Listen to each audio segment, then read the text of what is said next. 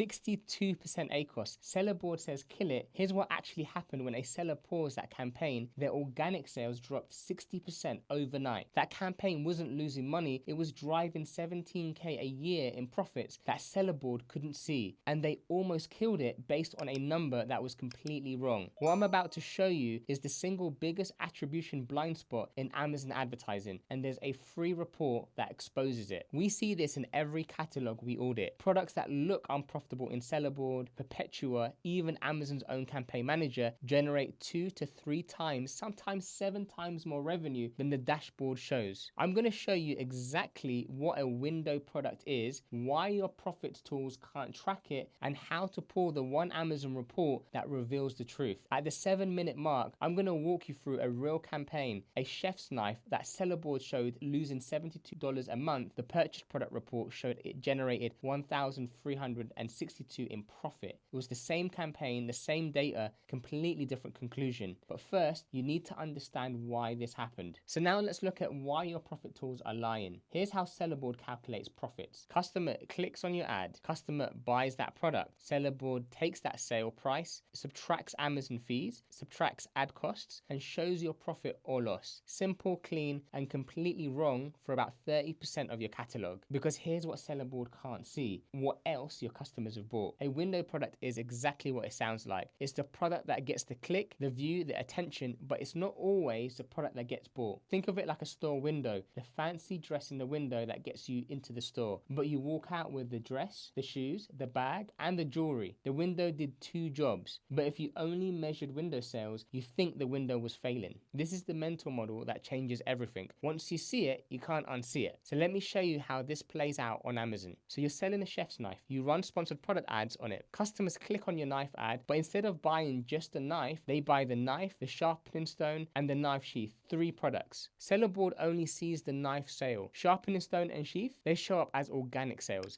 0 ad cost allocation. Looks like they sold themselves, but they didn't sell themselves. They sold because the knife ad brought the customer in. So your knife campaign shows a 62% ACoS, which looks horrible. Meanwhile, the sharpener and the sheath are showing a 0% ACoS and looking amazing. In reality, the knife campaign is driving all 3 sales. The true ACoS is closer to 12%, but your dashboard can't show you that. Now here's where it gets dangerous. You look at the numbers: knife, losing money; sharper, pure profit. Logical move: pause the knife ad, let the organic sharpener sales continue. Except those sharpener sales aren't organic. They're 100% dependent on the knife's traffic. Pause the knife, the sharpener sales disappear. One seller did exactly this. They paused the knife ad. Sharpener sales dropped 60% in 2 weeks. They didn't realize 80% of the sharpener revenue came from the knife click halo. For another brand we work with, one of my account managers told me Sellerboard showed a 62% ACoS. We were ready to kill the campaign. We ran the purchase report first. The actual ROAS was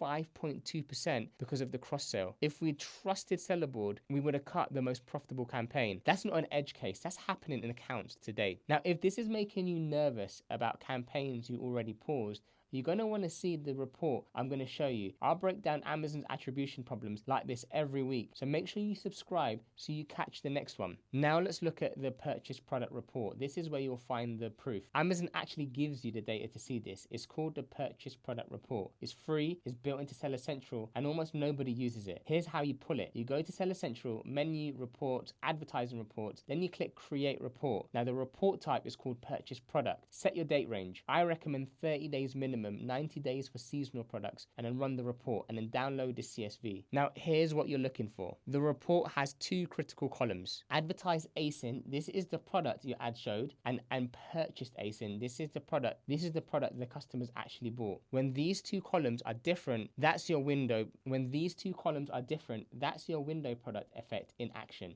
Let me show you what this looks like in real data. So row 1, advertising ASIN, chef's knife, purchased ASIN, chef knife, direct sale. Sellerboard sees this. Row 2, advertising ASIN, chef's knife, purchased ASIN, sharpening stone, cross-sale, Sellerboard misses this. Row 3, advertised ACin chef knife, purchased ACin knife sheath, cross-sale, Sellerboard misses this. Row 4, advertised ACin chef knife, purchased ACin cutting board, cross-sale, Sellerboard misses this. 4 sales, 1 ad click, Sellerboard only counted 1. Now here's the formula to identify a window product. Take total cross-sale revenue, divide by total revenue from the campaign. If the number is over 50%, you have a window product. The advertised product isn't the profit center, it's the traffic driver. This is the data that Sellerboard literally cannot see. Not because Sellerboard is bad, it's a great tool, but it's pulling from Amazon's standard attribution, which only counts advertised ACin. The purchase product report shows you everything that's happening after the click, and that everything is where your real profits live. Now let's go into the math and look at the true ROAS calculation. Let me walk you through the actual numbers on the chef's knife campaign. I'm going to show you exactly how a campaign that looked like a loser was actually generating 7.86% ROAS. So let's look at the setup. Ad spend $500 a month, 1,000 clicks, 120 total conversion. What Sellerboard showed is direct knife sales, 35 units at $60 each. That's $2,100 in revenue. $2,100 in revenue on a 500 spend is a 4.2 ROAS. Sounds okay, but after Amazon fees and COGS, the campaign was showing a negative of $72 per month. Sellerboard said, kill it. What the purchase product report showed was same 120 conversions, but here's the breakdown. 35 knife sales, 2,100. 45 sharpening stone sales, 45 units at $25 each, which is $1,125. 25 knife sheath sales, 28 units times $15,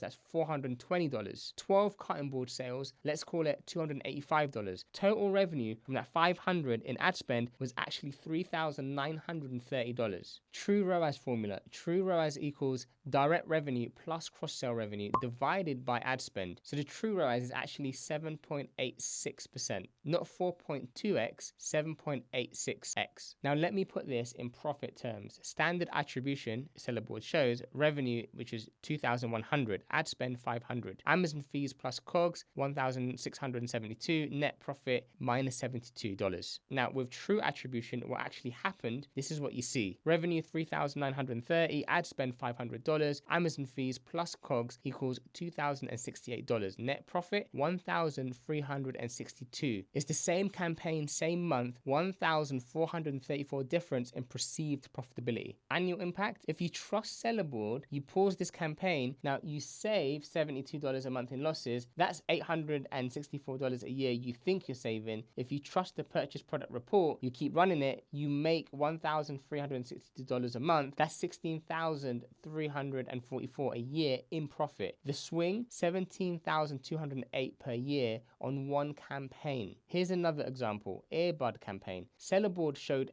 50% ACoS, looked like a break-even campaign at best. Now the purchase product report showed that earbud ads were driving webcam sales, same brand, different product. Customers clicked the earbuds and brought the $80 webcam instead. 50 earbud sales, 2,000. 150 webcam cross sales, 12,000. Total revenue, 14,000 on a $1,000 ad spend. The true ROAS, 14x. The true ACoS, 7.1%. The earbuds weren't the product. The earbuds were the window. Now, the big question here is, which products are the window? Not every product is a window product. Some products sell themselves, others exist to bring traffic to the catalog. Here's how to know which is which. Now the highest cross-sell categories, so beauty, shampoo and skincare for example, 40 to 60% attachment rates. Someone clicks your shampoo ad, they buy the conditioner, the treatment, the styling product. Shampoo is almost always a window. Kitchen, so knives and cookware, 35 to 50% attachment. Knife drives sharpener, blocks, board, pot drives lids, utensils, accessories. Electronics, so like earbuds and cables, 25 to 40% attachment. Earbuds drive cases, stands, cables,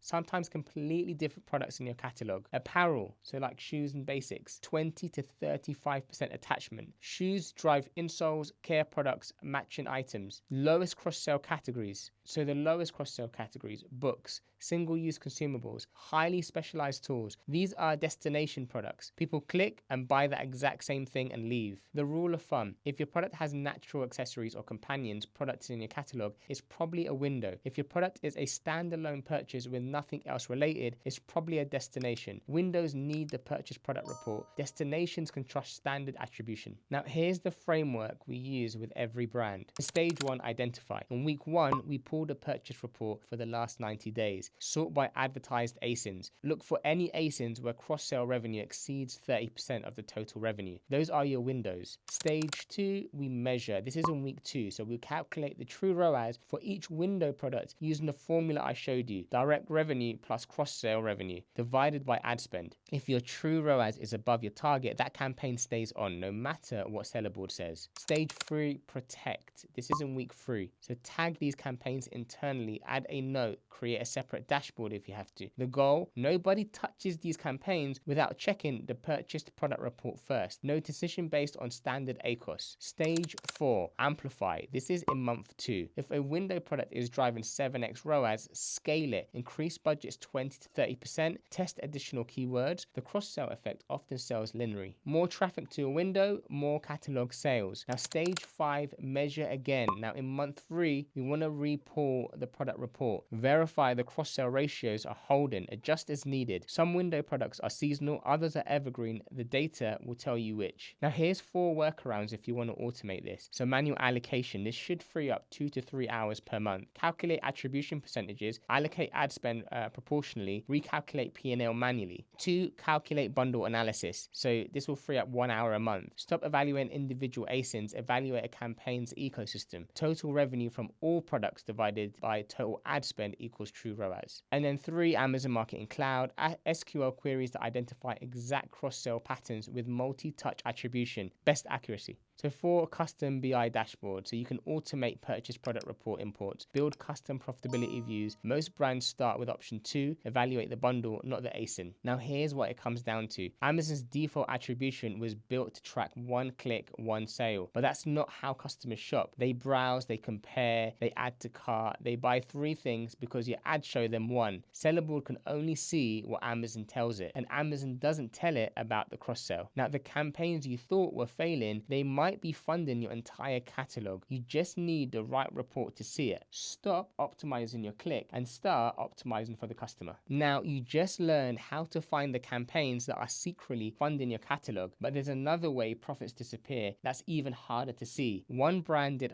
109k in November sales and lost 16k by January. Not from bad campaigns, from returns. Amazon's extended holiday returns window gives customers 91 days to send products back, and when they do, Amazon keeps their fee. The refund goes to the customer. So the referral fee, the fulfillment fee, the return processing fee, that stays with Amazon. I broke down the exact math on where that 16k went. The category benchmark that tells you how exposed you are, and the 8 tactics to cut the problem in half. If you've just protected your campaign from bad attribution, that video will protect your profits from everything that's happening after the sale. So the link is right here. I'll see you on the next one.